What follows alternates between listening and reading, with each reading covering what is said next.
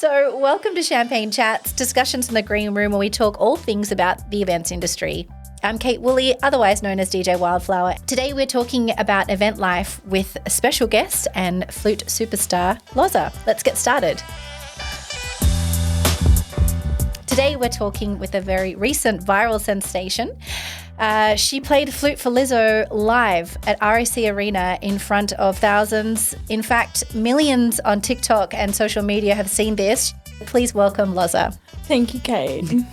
I'm excited. I'm so excited to have you here because this all unfolded while I was away. I was gutted to miss Lizzo. You know, for a fact, I'm a massive, massive fan. Mm-hmm. But then when I saw this whole story unfolding, I was just living vicariously through you. Yeah. And you were very kind to be sharing me directly what was happening, all the updates. Yeah, I felt like I had to include you. You had to. Yeah, I know that you missed the show and I knew that you really love her as an artist. So I was like, I have to share all the love and just share all the info. Just, it's fantastic. You were so generous because I wasn't the only one trying to get the goss from you. You were actually interviewed across so many national platforms. Weren't you interviewed?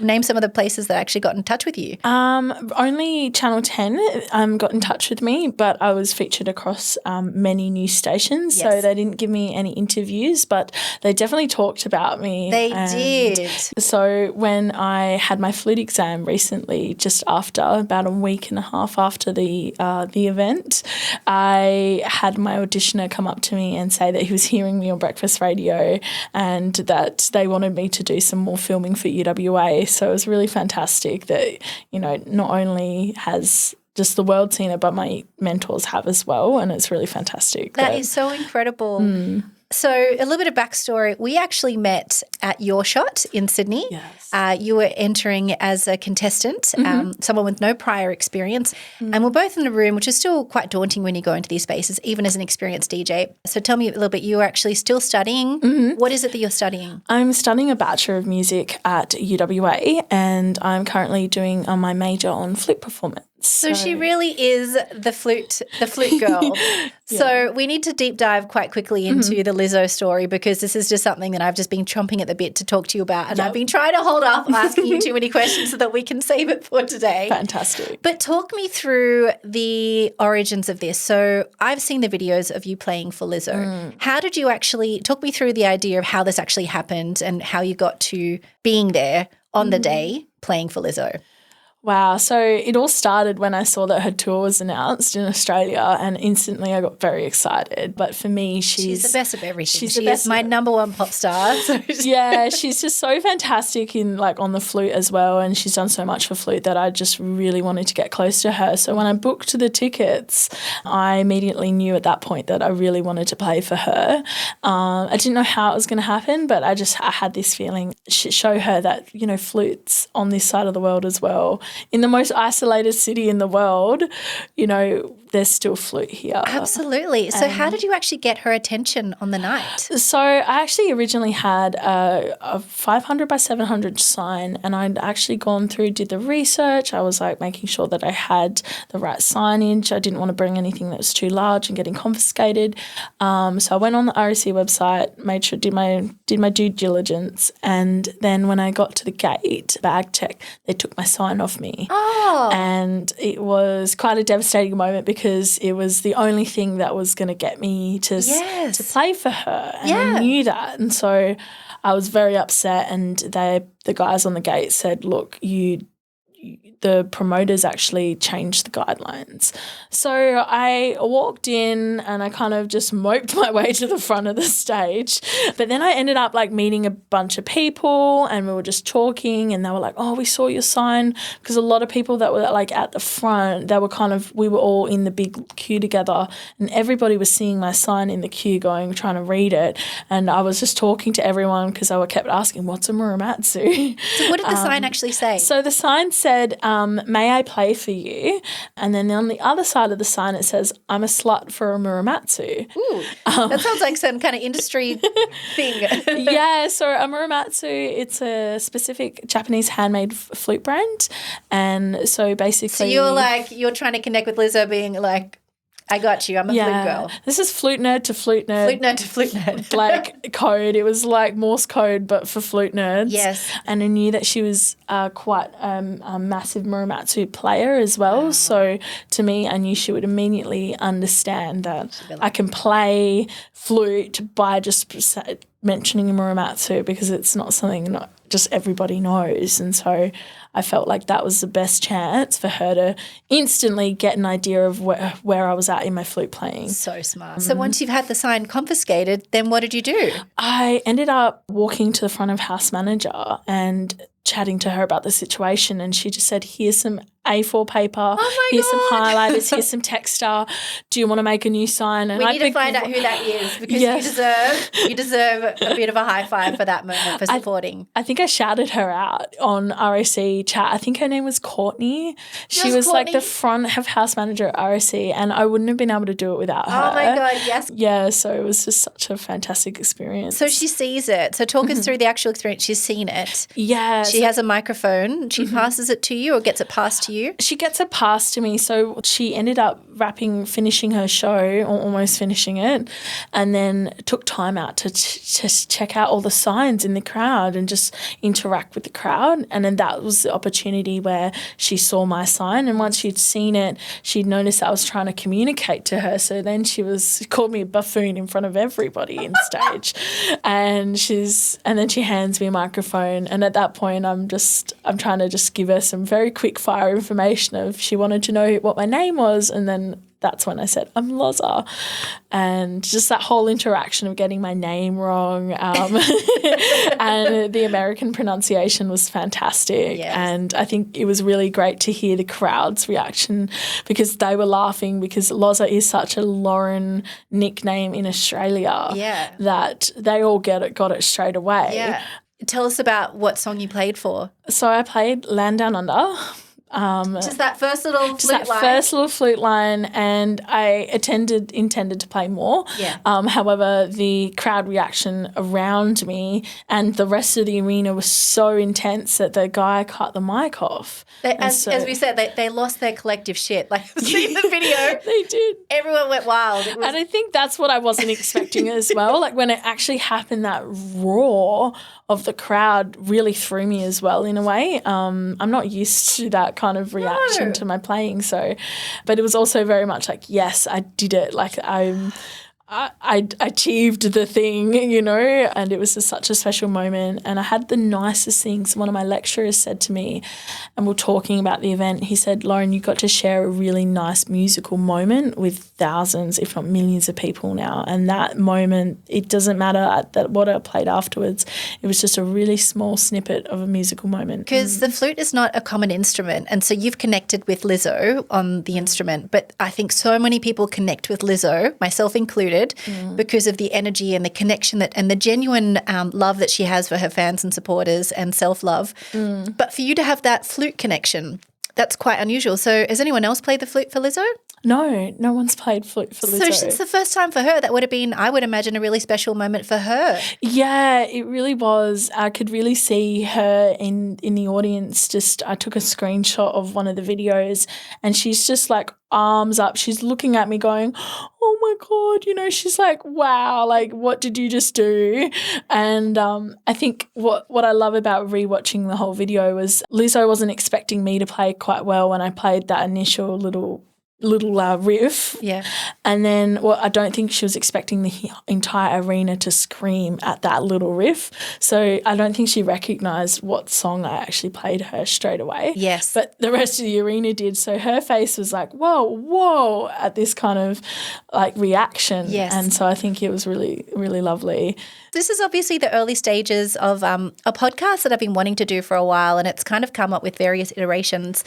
And it came down to the fact that I feel like I just know these really cool people, and I feel really lucky and really proud of my friend group that is just some close, some by extension, some that are like, online internet friends. Mm-hmm.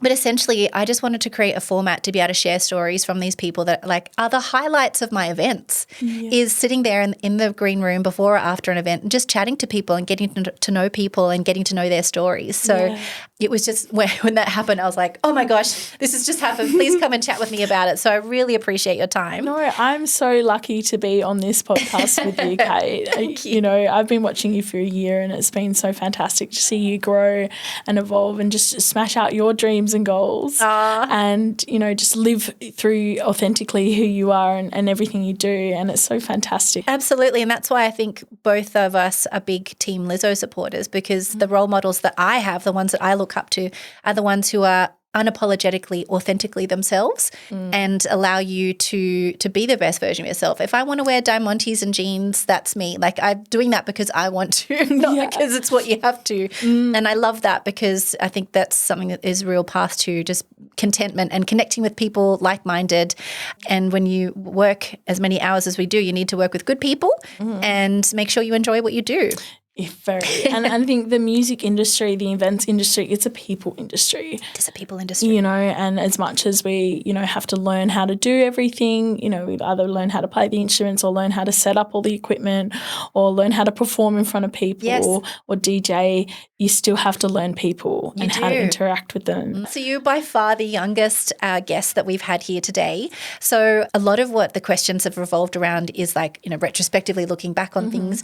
But I feel like you're at the beginning of your journey. You've already had incredible experiences. You haven't quite finished your qualification? No, I'm in my final semester. This is a final? Yeah, so I'll have a graduation recital at the end of the year. Wow. It will be such a fantastic wrap-up of my performance at UWA, but also hopefully I will be going into my honours in performance and really take my flute playing to that next level. Yeah, so that's the goal for you, is you're going to be a professional flute player. Yes, yeah. You already are a professional flute player, but that's the goal, is continue to work in the industry. Yeah, definitely. And I think now going through this process, it's really opened up a lot of more inspirational windows and doors for me that I want to look into and walk through. And I think it's really fantastic that I'm feeling more confident to start that journey. Yes. And it's also taking that opportunity. Do you know, a lot of people have those ideas of going, oh, I could do this and I could do that. You had the idea, you had the execution, you had the sign taken away, you recreated it. So you set yourself up for this, and the timing of it, like really going into your final year. I mean, if this is what you're doing now, I can only imagine what is going to happen. And I'm very excited. I've never had a DJ flute combination, but I reckon we should give that a go at some point. Yeah, why not? Because it's all about trying new things and pushing the boundaries. You play non-traditional music, as in like not necessarily classical music. Yeah. So I love playing all sorts of type of music on the flute. And there's so many different things you can do on the flute. That's not even like a normal sound. You know, there's all sorts of extended techniques that are just fun, and you know, just getting to play the instrument, no matter what context. Absolutely. I see out of the corner of your eye that you've brought a very special guest. I have. So I need you to talk to me about your special guest today. So I have brought my beautiful Muramatsu DS in today, and she is the same flute as Sasha Flute from Lizzo. So Lizzo does play this Muramatsu brand. Do you have an idea about where this is going to take you, or where you would like it to take you? I've always, because I'm not only just studying my flute performance at UWA, but I'm also studying a minor in electronic music production. So I will be also producing an EP at the end of the year for my recital to play, and so I'm creating my own electronic music and flute composition. I mean, having not been professionally trained, I did do a course in electronic music production, and it was a rude awakening to me because I didn't have the technical skills and the musical training, but I learnt a lot of the basic music theory, and it's been really fundamental actually to helping me develop.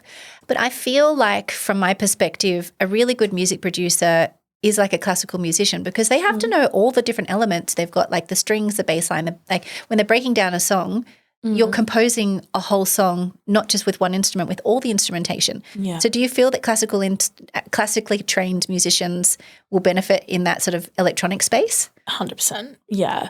And I think that's something where there still feels like there's a little bit of a divide and a gap, and it's about just learning how to bridge that, because there's so many opportunities for music out there, and some people do just go down that classical path and stick to it. But I think a lot of what's happening now since COVID especially is we needing to bring things online and do more, recording, and it's something that I notice that a lot of classical musicians, they don't have that experience in doing their own recordings or promoting themselves, and it's just social media. It's a big thing. Yeah. So, but that's where the space to grow is. It is, but also there's so much opportunity because.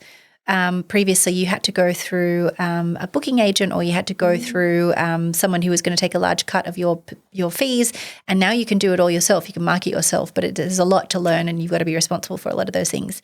So you're going to do your EP for your end of year performance. Yes. Is that sort of something that you're going to keep on evolving and want to keep on working on too? I would love to. I think I would absolutely love to. And there's so much flute electronic music that's coming out. It's becoming a lot more popular, especially for, the EDM scene, drum and bass. Like it's all coming out, especially in festivals, artists and producers are putting flute riffs in their tracks, but nobody's going on stage and playing them. Yeah, so much opportunity in that. Being that first person to do that, having that vision, having that drive. I think for me, like when I think about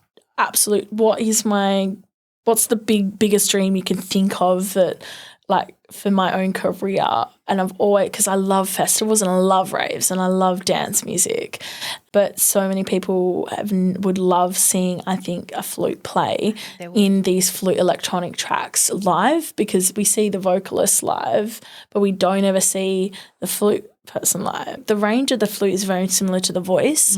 Do go higher, but we can play the same range as any vocalist, and so there's so much opportunity for flute in electronic music. Absolutely. And to perform it live, especially. For you, you're obviously on a new journey. You're wrapping up your qualifications. You're still going to have your relationships with UWA, but you're going to continue on performing in live, and then hopefully get a chance to perform with you, because how cool would that be? That would be fantastic. I think this idea, we just need to make it happen. I'll learn any piece of music. Fabulous. Any pop song, I can learn it. I think Sandstorm would go down well on flute. Yeah, well, I think what's great about my musical classical training is that, like, I've done so much oral training, so learning with my one ear that I've got. I can still, if I hear a song, I can just figure it out on my flute. What do you mean one ear? So yeah, I'm deaf in my right ear. So I was born without my right ear. And so you completely have, like, I've had no sense of that the entire time. This is news to me. And you've trained and performed and able to rise to this level. Yeah. That's extraordinary. And it's been really interesting because being a single side deaf person most of my life, it's something that I've not had both sides of my hearing.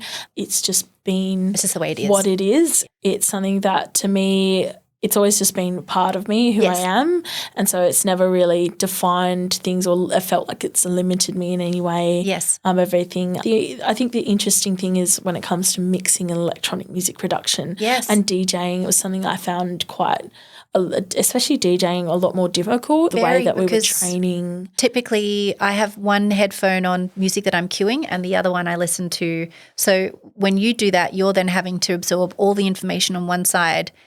I have to listen to and you have to listen to everything on your one side. So your ability to pick apart the music must be incredible then, because you're to be able to place that. It's like juggling, basically. You're trying to. It really is, and it's interesting. You said, like, juggling. There's a way that we have to focus our hearing and in really, really noisy environments. It's incredibly difficult. Honestly, it's just been such a pleasure chatting to you today. I've been dying to speak to you. I hadn't actually got a chance to really hear the story from you directly. So thank you so much for sharing your experience with Lizzo, and also specifically your journey with music and where that's going to take you. So thank you so much for joining me today on Champagne Chats. Thank you so much, Kate. It's been a wonderful chat. Oh, you legend. Thank you. Yay, cheers, my girl. Cheers. Cheers. Thank you so much for listening today. And remember, may the only pain in your life be champagne.